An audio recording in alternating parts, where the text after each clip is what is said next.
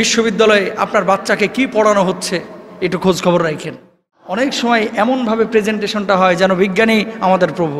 না, একজন হুজুর কখন কথা বলে? যখন ধর্মীয় কোনো বিষয়ে, কোরআন হাদিসের কোনো বিষয় আসে, তখন অর্থনীতিবিদ ওখানে সলিউশন করবে না, ডাক্তার ওখানে সলিউশন দেবে না, রাজনীতিবিদ ওখানে সলিউশন দেবে না, কতিপয় বুদ্ধিজীবীরা ওখানে সলিউশন দেবে না, সলিউশন দেবে একজন আলেম। আমাদের শিক্ষা প্রতিষ্ঠানে ধর্মীয় অনেক বিষয় আছে যেটা যাচাই বাছাই কেবল আলেমই করতে পারে, কোনো সাধারণ শিক্ষাবিদ করতে পারে না। ঠিক কিনা ভাইরা? রাষ্ট্রের নাগরিকরা যখন ভালো হবে, আল্লাহ তাআলা ওই রাষ্ট্রের মধ্যে বারাকা দেবে। ঠিক কিনা? এই স্বাধীন নতুন দেশে শিক্ষা কমিটি গঠন করা হয়েছে আমাদের পাঠ্যপুস্তকগুলো লেখার জন্য, নিরীক্ষণ করার জন্য, পরীক্ষা করার জন্য, সংযোজন বিয়োজন করার জন্য। শিক্ষা কমিটিতে একজন আলেমও নাই। এর চাইতে লজ্জাস্কর, লজ্জার আর কিছু এই বাংলাদেশে হইতে পারে না। ঠিক কিনা?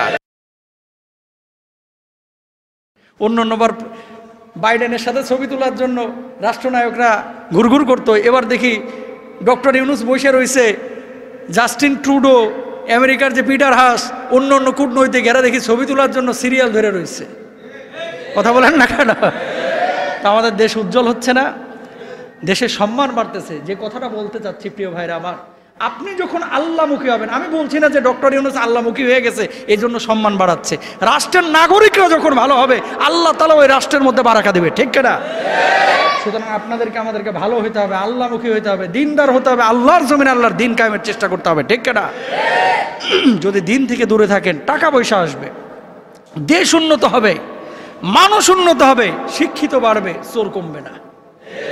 শিক্ষিত বাড়বে কিন্তু মনুষ্যত্বের মানুষ বাড়বে না। আমি এই জুমাতে, এই মসজিদে না হলেও 30টা জুমায় আলোচনা করছি যে স্কুল, কলেজে, ভার্সিটিতে, বিশ্ববিদ্যালয়ে আপনার বাচ্চাকে কি পড়ানো হচ্ছে একটু খোঁজ খবর রাখেন। সহশিক্ষার নামে অনেক সময় এলোমেলো জিনিস আমাদের কোমলমতি বাচ্চাদের মাথায় ঢুকিয়ে দেওয়া হচ্ছে। কথা বুঝতে পেরেছেন? বিজ্ঞান এটা পরিবর্তনশীল, খেয়াল করবেন, বিজ্ঞান পরিবর্তনশীল। বিজ্ঞান, আল্লাহ সুবহানাহু ওয়া তাআলা মানুষকে বুদ্ধি দিয়েছে, তাই মানুষ বিজ্ঞানী হয়েছে, টেকনোলজি মানুষ তৈরি করেছে। এর মানে এই না যে মানুষ তৈরি করেছে বলে এটার স্রষ্টা মানুষ না, এটা স্রষ্টা কে? আল্লাহ। অনেক সময় এমনভাবে প্রেজেন্টেশনটা হয় যেন বিজ্ঞানী আমাদের প্রভু। না, এরকম না প্রিয় ভাইরা আমার। কালকে প্রেস ক্লাবে মানববন্ধন করেছি, বড় বড় আলেমরা ছিল, আমিও ছিলাম। কেন জানেন? এই দেশটা নতুন করে স্বাধীন হয়েছে, আপনারা জানেন না? এই স্বাধীন নতুন দেশে শিক্ষা কমিটি গঠন করা হয়েছে আমাদের পাঠ্যপুস্তকগুলো লেখার জন্য, নিরীক্ষণ করার জন্য, পরীক্ষা করার জন্য, সংযোজন বিয়োজন করার জন্য। শিক্ষা কমিটিতে একজন আলেমও নাই। এর চাইতে লজ্জাস্কর, লজ্জার আর কিছু এই বাংলাদেশে হইতে পারে না। ঠিক কিনা? এই হুজুররা কি ঢাকা বিশ্ববিদ্যালয়ে ম্যানেজমেন্ট ডিপার্টমেন্টে কোন সাবজেক্ট পড়ানো হবে এটা কি আমরা বলতে যাই? বুঝছেন কথা? ডাক্তাররা ঢাকা মেডিকেলে কি পড়বে এটা কি কোনো হুজুর বলতে যায়? না। একজন হুজুর কখন কথা বলে? যখন ধর্মীয় কোনো বিষয়ে, কোরআন হাদিসের কোনো বিষয় আসে, তখন অর্থনীতিবিদ ওখানে সলিউশন করবে না, ডাক্তার ওখানে সলিউশন দেবে না, রাজনীতিবিদ ওখানে সলিউশন দেবে না, কতিপয় বুদ্ধিজীবীরা ওখানে সলিউশন দেবে না, সলিউশন দেবে একজন আলেম। আমাদের শিক্ষা প্রতিষ্ঠানে ধর্মীয় অনেক বিষয় আছে যেটা যাচাই বাছাই কেবল আলেমই করতে পারে, কোনো সাধারণ শিক্ষাবিদ করতে পারে না। ঠিক কিনা ভাইরা? তো সেই বিষয়গুলো দেখার জন্য 1-2 জন আলেম দরকার ছিল না? ছিল। কিন্তু সেই জায়গাটা আলেম না ঢুকে বসানো হয়েছে 2 জন চিহ্নিত সাহাবাগীকে। নাউজুবিল্লাহ বলেন। প্রিয় ভাইরা আমার, এখান থেকে অনেক মিডিয়া আছে এবং আপনাদের মাধ্যমে পুরো বাংলায় আমি আওয়াজ পৌঁছায় দিতে চাই। আমাদের কোমলমতি শিশুদেরকে যারা অসুস্থ বানাইতে চায়, যারা সমকামী বানাইতে চায়, যারা লেসবিয়ান বানাইতে চায়, যারা সহশিক্ষার নামে আজে বাজে আউল ফাউল জিনিস শিখাইতে চায়, এই বাংলার জমিনে নতুন স্বাধীন দেশে এই দেশের তৌহিদি জনতা এদেরকে কখনো মেনে নেবে না। ঠিক কিনা ভাইরা আমার? কারণ কি, আমাদের সন্তান আমাদের মূল অ্যাসেট, সম্পদ। এই জিনিসগুলো তো জুমায় আলোচনা হয় না বাংলাদেশের মসজিদগুলোতে। কেন আলোচনা হবে না? আমার বাবাকে, আমার অভিভাবককে, আমার সন্তানকে সতর্ক যদি খতিব না করে, কে করবে? রিক্সাওয়ালা করবে, ভ্যানওয়ালা করবে, আপনার শিক্ষক সে তো নিজেও জানে না কেমনে করবে। এই জন্য প্রিয় ভাইরা আপনাদেরকে বলি, সূক্ষ্মভাবে আমাদের বাচ্চাদেরকে নষ্ট করার প্ল্যান চলতেছে, অতীতে হয়েছে, এখন নতুন করে আমরা মেনে নিব না, ইনশাল্লাহ বলেন। তাহলে কি করতে হবে? শিক্ষা কমিটিতে অন্তত 2 জন আলেমকে ঢুকাইতে হবে, ইনশাল্লাহ বলেন। আর কোনো শাহবাগপন্থী নাস্তিক মুরতাদ সেখানে থাকতে পারবে না, ইনশাল্লাহ বলেন। প্রিয় ভাইরা আমার, যে কথা বলতে যাচ্ছি, লা তাজআল মাআল্লাহি ইলাহান আখার। আপনার ছেলে যখন আল্লাহকে চিনবে, নবীকে চিনবে, আল্লাহ রাসূলকে চিনবে, ওই ছেলেকে সহজেই কিন্তু নাস্তিক মুরতাদ বানানো যাবে না। কিন্তু আল্লাহ রাসূলকে যদি সে না চিনে থাকে, তাহলে আউল বাউল ফাউল কিছু কথাবার্তা বলে তারা কিন্তু মোটিভেট করে ফেলবে। কখনো আটরশি তারা নিয়ে যাবে, কখনো দেওয়ানবাগি তারা নিয়ে যাবে, কখনো মাইজ ভান্ডারি তারা নিয়ে যাবে, কখনো ওই কত বাবা আছে না, এ বাবারা টাইনে টুইনে নিয়ে চলে যাবে। এদেরই সে ইসলাম মনে করবে। কথা বলেন না কেন? এই জন্য তাওহীদ এবং একত্ববাদের ব্যাপারে আমরা কখনো আপোষ করব না। আল্লাহকে আল্লাহ হিসাবে, প্রভু হিসাবে মেনে নেব।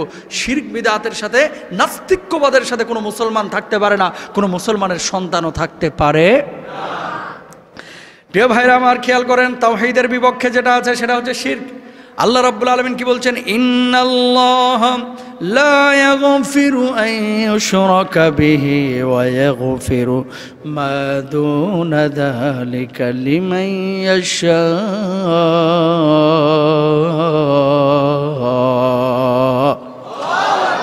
এই যে যারা মূর্তি পূজারি করে, তারা মূলত শিরক করে। এই শিরকের কারণে আল্লাহ রাব্বুল আলামিন তাদেরকে ক্ষমা করবেন না, এরা কাফের বেঈমান হয়ে মরবে। আর কোনো মুসলমান যখন এদেরকে সমর্থন দিবে, এদের সাথে কাঁধে কাঁধ মিলিয়ে এরকম মূর্তির সাথে সামনে দাঁড়াবে, শিরিক করবে, আল্লাহর সাথে যখন অন্য কাউকে শরীক করবে, আল্লাহ রাব্বুল আলামিন আরও কি বলছেন? এদেরকেও ক্ষমা করবেন না। আর অতীতে যে সমস্ত ভালো কাজগুলো তারা করেছে, লা ইন আশরাকতা লা ইয়াহবাতান্না আমালুকা ওয়া লা তাকুনান্না মিনাল খাসিরিন।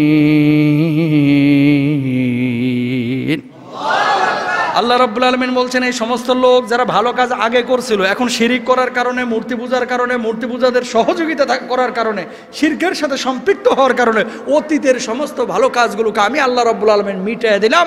এগুলোর কোনো সওয়াব আমি আল্লাহ তাআলা দেব না। জোরে সোরে বলেন নাউজুবিল্লাহ। সুতরাং এগুলো করা যাবে। তাহলে এই 22 নম্বর আয়াত থেকে আমরা কি পাইলাম? দেখেন, কয়েকটা শিক্ষা আছে এখানে। 22 নম্বর আয়াত থেকে 1 নম্বর শিক্ষা হচ্ছে, আমরা আল্লাহ ছাড়া অন্য কাউকে প্রভু হিসেবে মেনে নিব না। 2 নম্বর শিক্ষা হচ্ছে, সব কিছুর মালিক আল্লাহ। 3 নম্বর শিক্ষা হচ্ছে, ক্ষমতা আল্লাহ মানুষকে দেয়, মানুষ ক্ষমতা ছিনিয়ে নিয়ে আসে না।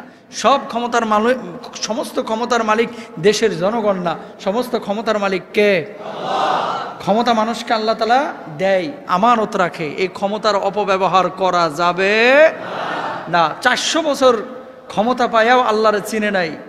সুতরাং ক্ষমতা পাইলে ক্ষমতার অপব্যবহার আমরা কেউ করব না, ইনশাআল্লাহ বলেন। এরপরে রব্বুল আলামিন কি বলছেন পরবর্তী আয়াত 23 নম্বরে, খেয়াল করেন, ওয়াকাদা রাব্বুকা আল্লা তা'বুদু ইল্লা ইয়্যাহু ওয়া বিল ওয়ালিদাইনি ইহসানা। রব্বুল আলামিন আমাদেরকে আদেশ করলেন কি? ওয়াকাদা রাব্বুকা আল্লা তা'বুদু, আল্লাহ আদেশ করতেছেন, আল্লাহ তা'বুদু, আল্লাহকে ছাড়া কারো ইবাদত করো না, আল্লাহর ইবাদত করো। ইল্লাল্লাহ ওয়া বিল ওয়ালিদাইনি ইহসানা, আর বাপ মার সাথে সদাচরণ করো। ইম্মা ইয়াবলুগান্না ইনদাকাল কিবারা আহাদুহুমা আও কিলাহুমা ফালা তাকুল লাহুমা উফফিন ওয়া লা তানহারহুমা ওয়া কুল লাহুমা কাওলান কারীমা। রব্বুল আলামিন বললেন, আল্লাহর ইবাদতের পরে তোমার আর একটা প্রধান দায়িত্ব আছে। সেটা কি? বাপ মার সাথে ভালো আচরণ করো। বিশেষভাবে যখন 2 জনের একজন বার্ধক্যে উপনীত হবে, অথবা 2 জনই যখন বার্ধক্যে উপনীত হবে, তাদের সঙ্গে ভালো আচরণ করো। আল্লাহ রাব্বুল আলামিন নামাজ পড়া যেমন ফরজ করেছেন, রোজা করা যেমন ফরজ করেছেন, হজ যাকাত যেমন ফরজ করেছেন, বাপ মার খেদমত করা সন্তানের জন্য আল্লাহ রাব্বুল আলামিন তেমনই ফরজ করে দিয়েছে। বিশ্ববিদ্যালয়ে আপনার বাচ্চাকে কি পড়ায় যেন বিজ্ঞানী আমাদের প্রভু না।